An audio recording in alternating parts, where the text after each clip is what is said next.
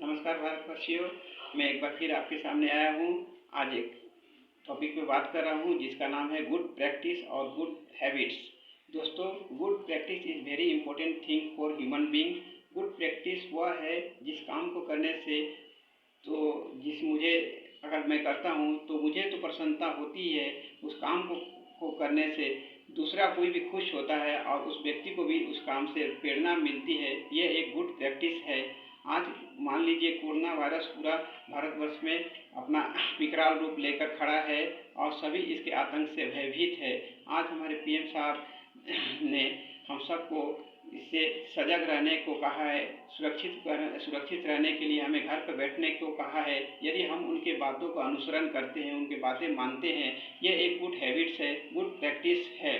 यदि इस कोरोना से बचने के लिए हमें जो उपाय बताए गए हैं, हमें सैनिटाइजर से हाथ साफ करने चाहिए, हैंड वॉश से हाथ साफ करने चाहिए हर 2 घंटे 3 घंटे पर, ये एक गुड हैबिट्स है। हम यदि कभी बाहर जाते हैं तो हमें सुरक्षित जाना है और सोशल डिस्टेंस बनाकर अपना काम करके वापस आ जाना है। बाहर जाते समय आप कैसे जाएं, इसके लिए बहुत सारे उपाय हैं। हम बाहर जाते समय मास्क लगाना चाहिए, हैंड ग्लव्स पहनना चाहिए और यदि किसी व्यक्ति से कोई काम हो तो उससे मोटा मोटी 1 से 2 मीटर की दूरी बनाए रखनी चाहिए। इस सभी बातों का अनुसरण करके हमें एक गुड प्रैक्टिस का उदाहरण दे सकते हैं। दोस्तों, यदि हमारे पास कोई समर्थ है और हमें जनहित के लिए कुछ करना है और हम मान लीजिए थोड़ा सा पैसा दे के भी यदि कुछ कर सकते हैं, पीएम फंड में यदि पैसा जमा करके यदि हम ये उचित डेस्टिनेशन में कोई काम करें, ये एक गुड प्रैक्टिस है। यदि किसी ज़रूरतमंद को हम कोई सहायता पहुंचाते हैं, ये एक गुड प्रैक्टिस है।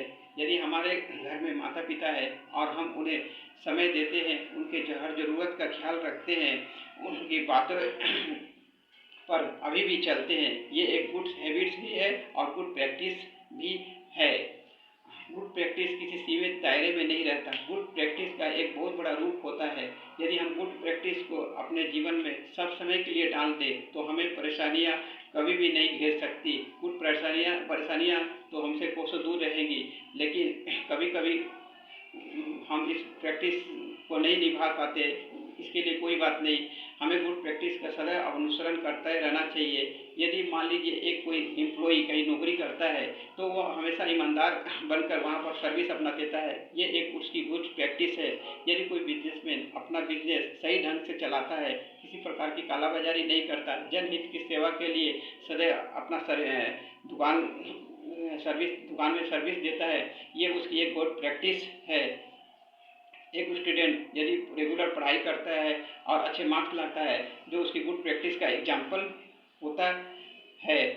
गुड प्रैक्टिस बहुत सारे बातें हैं, सब बातों को नहीं कहा जा सकता, लेकिन मैंने कुछ बातों को कहा और आगे ये कहना चाहूँगा कि गुड प्रैक्टिस जो है आदमी को बहुत ऊंचाई पर ले जा सकती है, यदि इस गुड प्रैक्टिस को हमेशा व्यक्ति को पकड़ कर रख सके।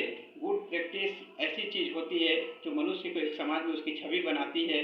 मनुष्य यदि अपना गुड प्रैक्टिस सदैव अपने साथ रखे तो उसकी छवि ऐसी बन जाती है कि वो एक खुद गुड मैन तो बनता ही है और हमेशा के लिए गुड मैन, एक किसी टाइम के लिए गुड मैन नहीं बनता, वो फॉर एवर के लिए गुड मैन बनता है।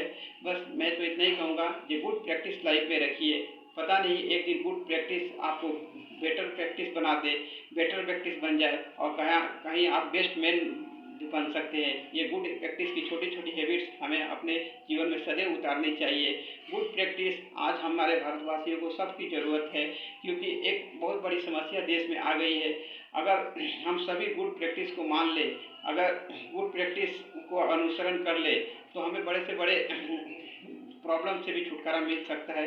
मैं तो देशवासियों से यही कहूँगा, आज इस विकट की घड़ी में जितना हो सके गुड प्रैक्टिस बनाए रखें ताकि सबका भला हो, आप सुरक्षित रहे, आपका परिवार सुरक्षित रहे, समाज सुरक्षित रहे, देश सुरक्षित रहे, तभी सबका अच्छा होगा। गुड प्रैक्टिस एक साधारण चीज़ है, लेकिन इसको अपना ले तो ये बहुत बड़ी कामयाबी हमें दे सकती है।